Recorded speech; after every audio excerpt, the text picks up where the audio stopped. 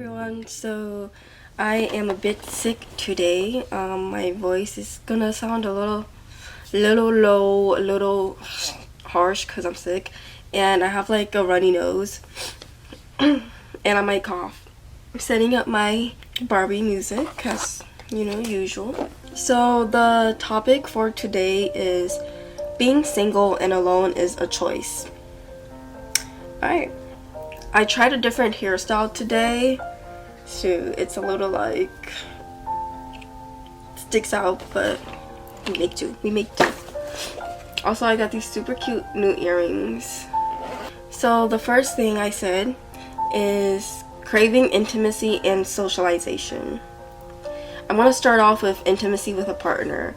Now this can be the different love languages: physical touch, gift giving, acts of services, quality time, words of affirmation. Whichever one resonates with you most. I feel like it is only natural to crave these things. Like every once in a while you get lonely. It's more natural to crave these things, especially if you've been in a relationship before.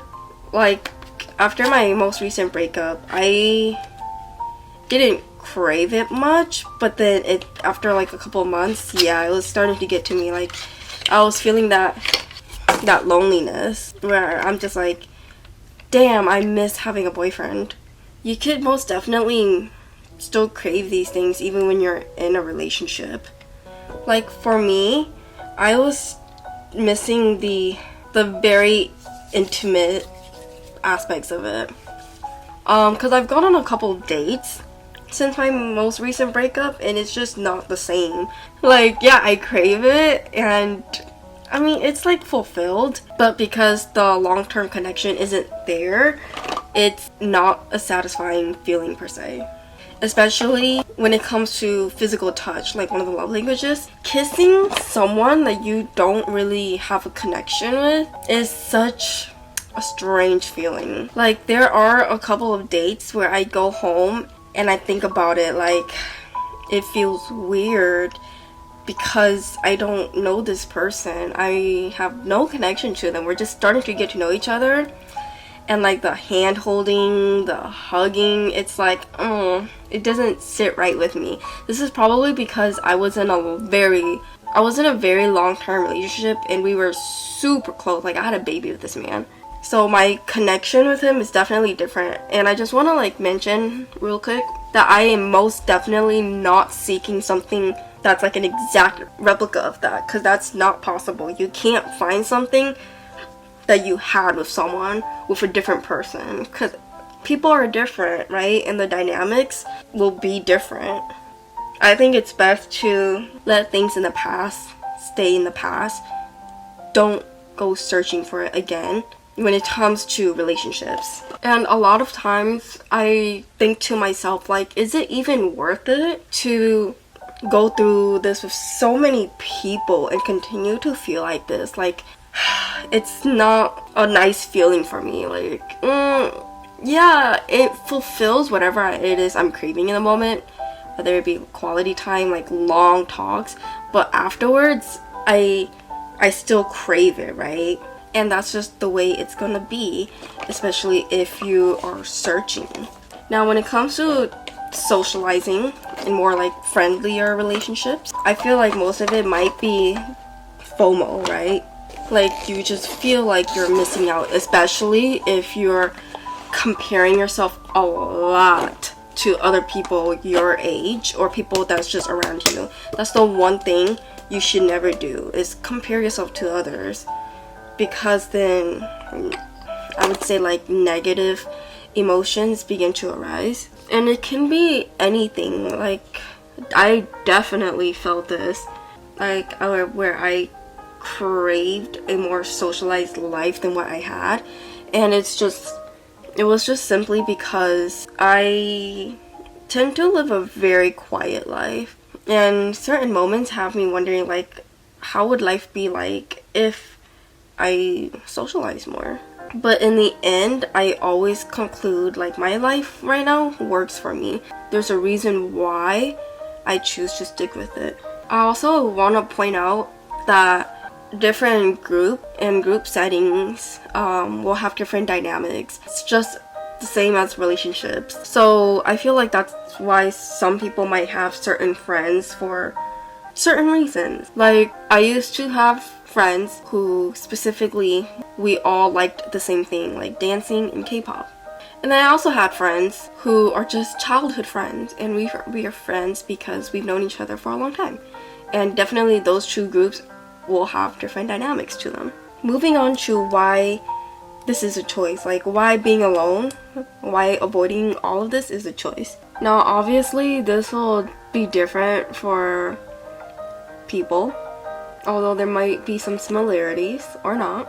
So for romantic relationships and friendly relationships, my reasoning is the same for both, but just to keep it kind of separate, I'm gonna start with romantic relationships. For me, it's just like I was in such a toxic relationship that it gets tiring.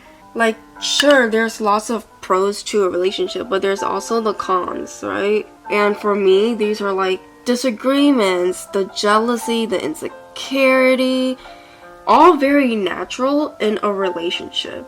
But when I think about it, it's like, I don't really want to do that right now in my life. I don't need that kind of energy. As much as I would like someone to love and someone to love me, I would just rather not deal with that. And granted, every relationship will be different. Some might not have as many disagreements as others. Some might not go through any of these at all. But naturally, when you love someone, you're going to kind of get jealous, you know, and there might be a little bit of toxicity in the relationship, because I feel like a lot of people tend to be possessive, right? They wouldn't want to share their person. And that's a very common feeling, I would say. And the extremity, I don't know if that's a word, of it can differ per person. Moving on to friendly relationships, I learned that it is also just as toxic as a romantic relationship, which is crazy. One reason why I don't really want to ever do big friend groups again is because there's a lot of fake people and there's a lot of shit talking.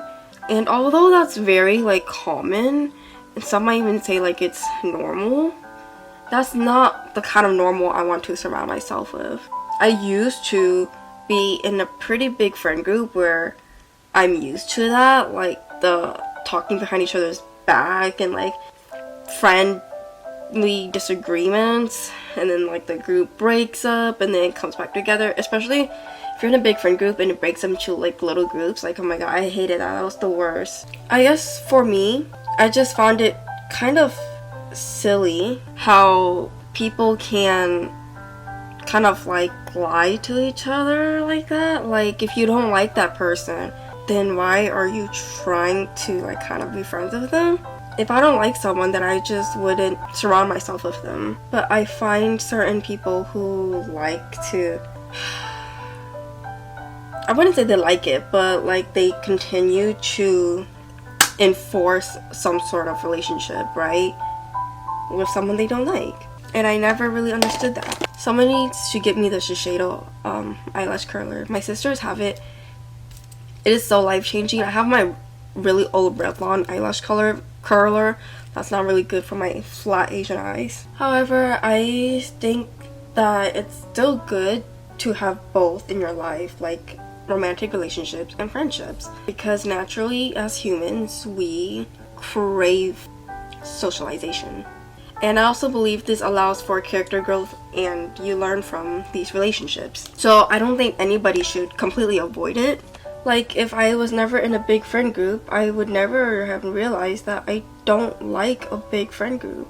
Or if I was never in a toxic relationship, then I never would have recognized signs of someone who's toxic or a toxic relationship. And of course you don't have to put yourself through these situations to like be able to realize them, recognize them. But I'm just saying, like, sometimes that's what it takes for someone to realize something. And that's why I encourage my sisters to try and date a lot, because it definitely is useful. I forgot where I saw this. Like, I mean, it was definitely on TikTok, but I don't remember which TikTok and who said it. But someone said one thing you should do in your 20s or early adulthood, or by your 20s, something like that, is to experience your first heartbreak. It's gonna come sooner or later, and it's better to get it kind of over with early on, because other important things are gonna happen in your life and you don't need to be distracted by a heartbreak, right? Like, such as school, or your job. Like, those things should be a priority, and not crying over someone who's very crusty. And I feel like once you learn how to deal with a heartbreak, future heartbreaks are going to be so much easier to deal with. And I just want to say, like, early on in your life, the last thing you want to do is cling onto someone. Like, I feel like you should definitely kind of like explore and learn about yourself before you settle with someone that you had just, that's like early on in the beginning of your dating life.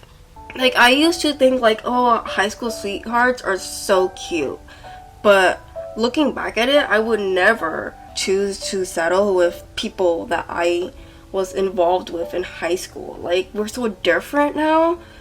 It's just, ooh, kind of gives me the ick. So I also think it's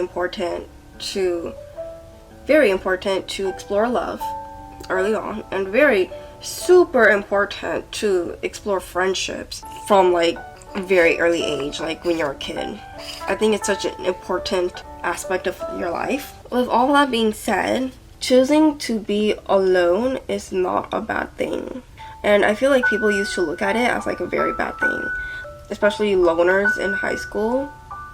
There's nothing wrong if you choose to be alone, right? But like, being a loner in high school it used to be, I don't know, I'm not in high school anymore, so I don't know if this changed or not, but like, you used to be like kind of looked at and like pitied, right? Like, oh, they don't have any friends. It's like, I feel like this is kind of like a cringy saying, but I like it. You're protecting your peace. You know, if people don't bring you peace, then don't be around them. Peace and happiness. I feel like something a lot of people don't really do anymore, or just, okay, I don't want to say anymore. Something a lot of people don't really do is put themselves first. They tend to put other people first, and I feel like no matter what, you should always be first. Like, the feeling of putting yourself first and actually taking care of yourself is such a nice, satisfying feeling. Ever since I gave up my past relationship, I actually have time for myself now. I get to focus on myself and do the things that matters to me without worrying how it will affect my ex, right? Granted, this was something we didn't learn as a couple, so alone time wasn't something that either one of us really got while we were together. I feel like that's really important in a relationship, to still make time for alone time and make time for each other. But because I never learned that, it was really hard to try and incorporate into our relationship by the time we realized that we both wanted more alone time. We were just so attached to each other and used to doing literally everything together that it just kind of wasn't possible. And on top of that, we have a kid. We have a baby. So that takes up more time too. I think it's really nice to just take the time in life to enjoy the simple things and really do everything you want to do before you kind of lock yourself in. Like, for me, I went on a solo trip. I don't think this is the first time I've talked about it, but I went on a solo trip and it was such an eye-opening trip for me. I loved it so much and I can't wait to go on more trips. And this wouldn't have happened if I was still in a relationship. And I know this for a fact. I was given the chance to make more friends when I was in college, but I chose to turn it down. Now, obviously, I did. It was not like they asked me out and I said no. Like, we were starting to get close, and then that's when I sensed the toxicity of that group. Now, I liked them, but together, I didn't like them, if that makes any sense. Like, it was so nice hanging out with them, but one thing they did that I didn't like was talking shit about people and then going to those exact people and acting like they weren't just talking shit about them. To me, that's they were being fake. Granted, it's kind of normal. It's like being polite, right? Like, you wouldn't actually say certain things to people, but that doesn't mean you need to say it out loud and share it with other people. I feel like if you wouldn't say it to that person's face, then don't say it at all. You can think it and just leave it be. Now, this occurred with more than one group, and it did not help that these were smaller groups within a bigger group. So it was a very cliquey situation. And that's the other thing I don't like, cliques. I feel like automatically that's already a toxic setting. Like, I don't think you actually don't know how to solve a clique problem.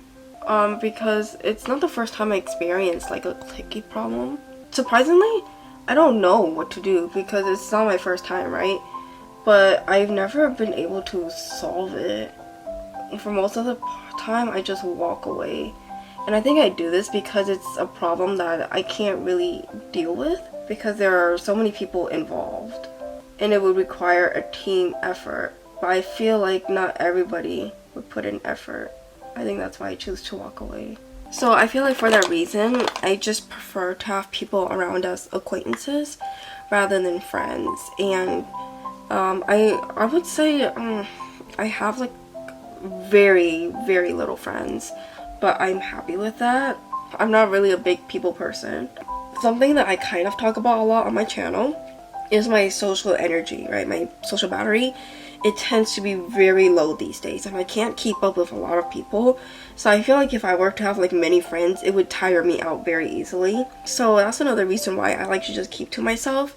I was also kind of like given an opportunity to be in a relationship, but I turned this person down because I realized I wasn't ready for a relationship.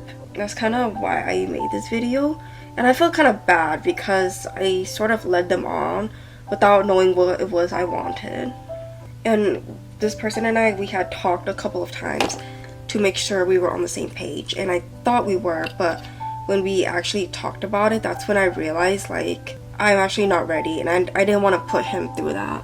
Like, it would be very unfair to him. But it just made me so tired when I was thinking about, like, the possible bad things. And maybe I shouldn't have thought about it like that. I weighed the pros and cons a lot before I told him my decision. But to me, the cons outweighed the pro.